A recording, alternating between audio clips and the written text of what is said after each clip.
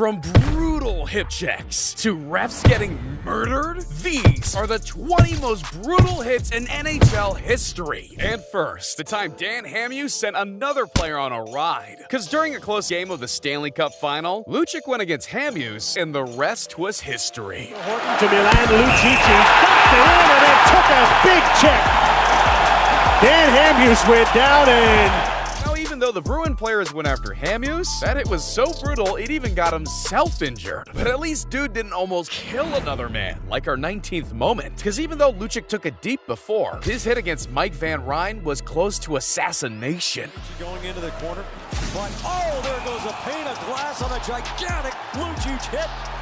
Mike Van Ryn on the receiving end of that, and that'll make... Yikes. Dude had cuts all over his face. No wonder fans were going wild. But to be honest, if there's anyone that's wild, it's gotta be Alexander Ovechkin. You know, the crazy Russian without any teeth. Usually he spends most of his time getting on the score sheet, but this time, he had his eyes set on a different target.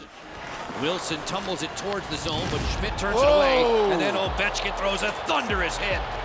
Alex Ovechkin has 78 hits coming into... Yeah, bro literally laid Nosek out, and not a single one of his teammates were out there to back him up. That might be worse than the actual hit. It's one thing to get taken out by Ovechkin, but imagine getting hip checked so hard you start doing circus tricks. Johnson to clear. Duchesne upended by Orlov.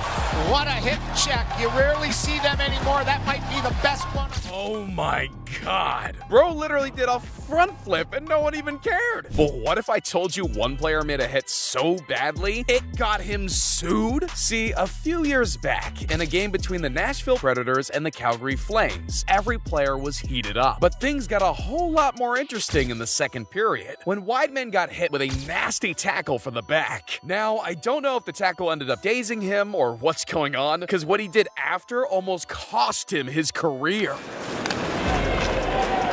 And then the linesman down at center ice. There was a collision there between one of the Flames,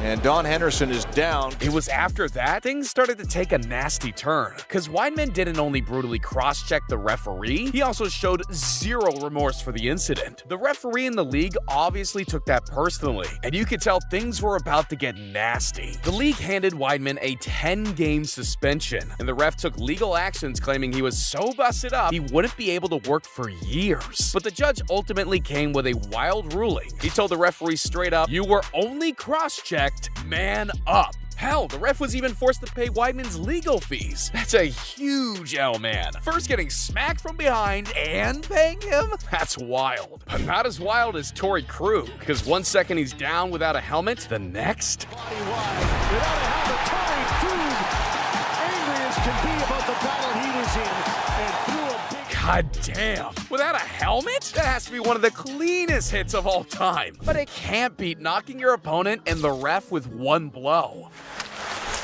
Pawns it off there. Oh, Ovechkin destroyed Route 2. Alex Ovechkin wasn't too happy to lose his balance, so he... Wow. Bro had his cheeks all over the place. But imagine getting hit so bad you get clowned by the entire world. And the vision is pretty good. Said not too bad. Yeah, there It's are not areas, perfect. right? Yeah. And, Lundqvist was knocked down. By Eakin. He sold it. Look at that. Look at that. Never get to see his hair on the ice, that's why. Man, that hit was so clean, even his teammates started clowning him. But at least Lundqvist got to keep his hair, so he can make all them commercials for Head & Shoulders. Because one guy has become such a villain, companies won't even get close to him. It was the Stanley Cup Final, Knights versus Capitals. And both teams knew they had to play their hearts out. I mean, it's the Stanley Cup Final. Players knew. There's no time to fuck around. And in the third period, with the score all tied up, Tom Wilson did this. Marchessault, Riley Smith. Marchessault's down here, hurt and needs some help, and so the play is stopped. Oh my god, that was brutal. Pro really said night-night, but in all seriousness, that blindside could have sent Marchessault straight to the hospital. So it's no surprise that the whole stadium was losing it. The NHL eventually released a statement saying they weren't going to suspend Wilson. Are you serious? What happened on the Tom Wilson hit? I have the puck. I mean, try to make a play. I see that puck going away. A couple of seconds late, and mean, I don't really have to talk about it. I think the league's going to take care of it. Yeah, sorry about that. Seems like the NHL will let Wilson keep pulling these brutal hits without any suspensions. One player almost got killed. Side of the zone. Oh, Pacioretty is down face first as Chara angled him, and Pacioretty was... Dude literally shoved him into the bar and didn't even have the decency to check on him afterwards. That's crazy. But not all hits need to be life or death. Nicholas Kronwall shows why he has Wall in his last name. Stepping up, Owen Kronwall with a big hit. Oh, boy. Oh my God! Bro told him to sit his ass down. And now that we've reached past number 10, let's take this to a whole new level. And what a better way than to start with a time Trevor Linden sent one player out the stadium. So that's where the Memorial Cup got underway today, with Brandon defeating Hall 9-2. Pane of glass taken out in the corner, and the St. Louis player was knocked right into the crowd. The hit in itself was brutal, but you gotta be proud of Trevor, who actually tries helping Norton out of that messy situation. Hitting someone through glass is cool and all, but one player had the balls to go toe-to-toe with Alexander Ovechkin. And Ovechkin flanks Marchand. Talk about a major collision here. Marchand gets it and steps up in front of Marchand. And then Pastrnak with the hit from behind on Ovechkin. And then Marchand finishes. I don't even know what to say. Hitting a toothless Russian? Bro has a death wish. Anyways, for number 7 is a hit I just can't explain. Speeds it around for Larson. Hall and him lined up, and he belted him, and Larson's down and maybe out. But it's not even the hit that was dangerous. It was the aftermath that was scary as hell. Oh, man. Yes, there was. That was honestly a close call. Bro was out cold with skates that close to his neck. Crazy. But not as crazy as number 6, where one player made such a dirty hit, it had everyone losing their shit. Looking for Cousins there. The old big hit on Goodbranson. He's going to get back. The craziest part was that this hit had Cousins fear for his life, because Goodbranson made it his life decision to get his revenge. I don't know if it was his Viking roots, but man was on a mission. Goodbranson goes right after Cousins, grabs him by the head, throws him down, and starts throwing the punches. Oh, man, that's brutal. But you got to hope Cousins is okay. That's a suspension right there. I mean, grab by the head, slam him to the ice, and then punch numerous times, and Cousins is down. Yeah. Oh, Eric Branson had no...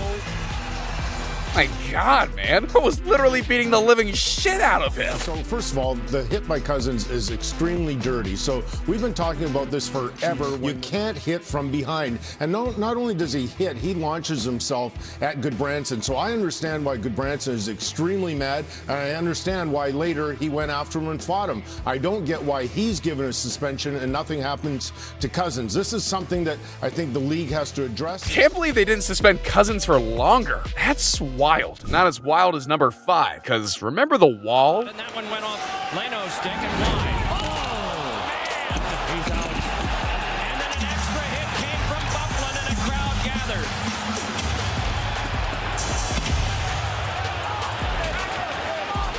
God damn, bro was out final. But at number 3, one player gets completely cleaned out. Blues coming running back at Sundqvist. Whoa. As he gets cleaned out by Wilson. Sundqvist stays down.